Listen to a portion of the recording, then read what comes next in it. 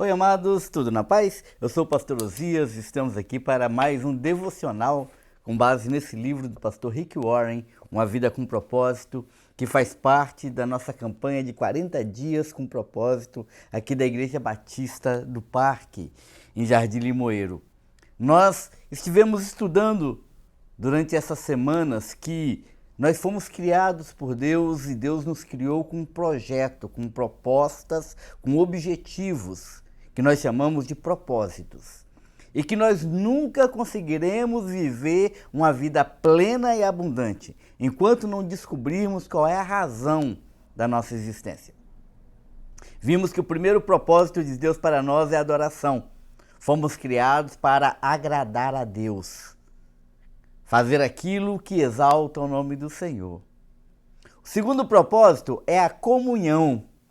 Fomos formados para pertencer à família de Deus, a convivermos de maneira harmônica e abençoadora, cuidando uns dos outros e abençoando uns aos outros. O terceiro propósito é o discipulado. Fomos criados para sermos semelhantes a Jesus Cristo, vivendo um processo de maturidade, de crescimento, para que nós possamos aperfeiçoar o nosso caráter, espelhando cada vez mais a identidade de Cristo, por onde quer que nós estejamos.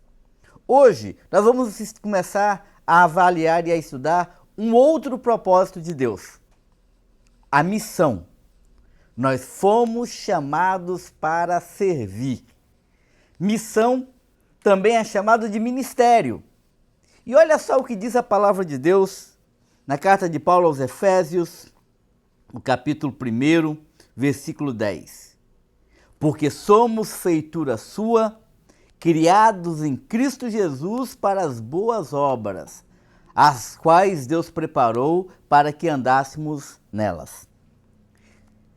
Muitas pessoas, elas têm a ilusão de que estão aqui para usufruírem do mundo, das coisas que estão ao seu redor, das pessoas, dos serviços, e elas vivem consumindo, recebendo, tirando. Mas esse texto diz que, na verdade, nós não fomos criados para sermos consumidores, nós fomos criados para sermos doadores. Somos feituras de Cristo, criados para boas obras, para abençoarmos as pessoas ao nosso redor, para influenciarmos o ambiente onde nós estamos, para que através da nossa vida nós possamos servir as pessoas e, servindo as pessoas, nós servimos a Deus. Você pode servir as pessoas dentro do âmbito da família, que é a igreja. Como que eu sirvo dentro da família, que é a igreja? Desenvolvendo dons, realizando atividades, abençoando vidas, ajudando os irmãos a crescer e a igreja a se desenvolver.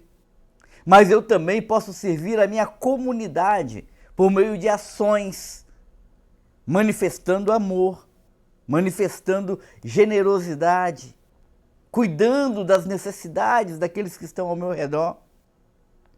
Eu posso ser um agente da paz, eu posso abençoar famílias, pessoas, cuidar de gente. E quando eu faço isso, eu adoro a Deus, porque eu estou agradando o coração de Deus.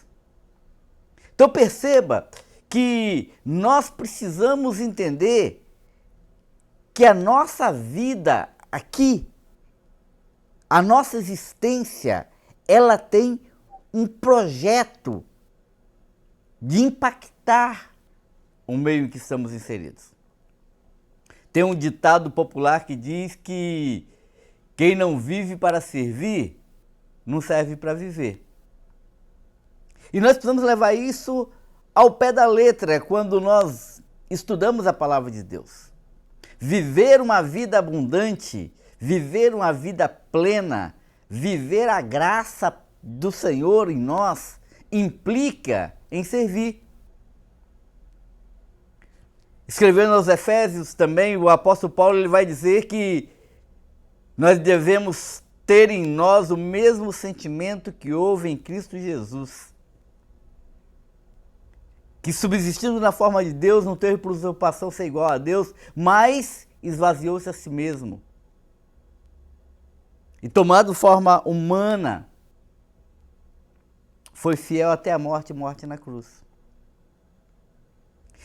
Jesus Cristo, quando ele estava com seus discípulos, e eles discutiam quem era o maior entre eles, ele afirma de maneira muito categórica: quem quiser ser o maior, seja o menor.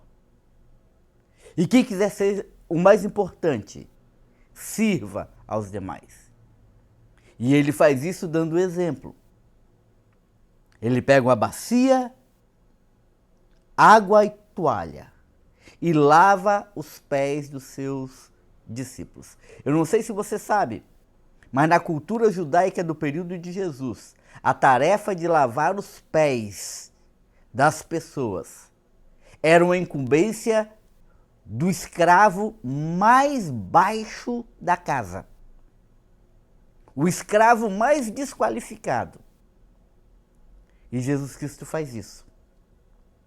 Quando você entende esse contexto histórico, você sabe por que Pedro ficou tão abismado a ponto de dizer: Senhor, não, meu pé o Senhor não lava. Mas Jesus Cristo lavou os pés dos seus discípulos. E depois entregou para eles a toalha e disse: o que eu fiz para vocês, agora vocês vão e façam com os outros. Nós não somos receptáculos. Deus não nos dá bênçãos para sermos abençoados. Deus nos dá bênçãos para sermos abençoadores. Por isso, nós precisamos aceitar a nossa missão, aceitar o nosso chamado e cumprir o nosso papel de viver integralmente o serviço, o ministério, o trabalho em prol do outro.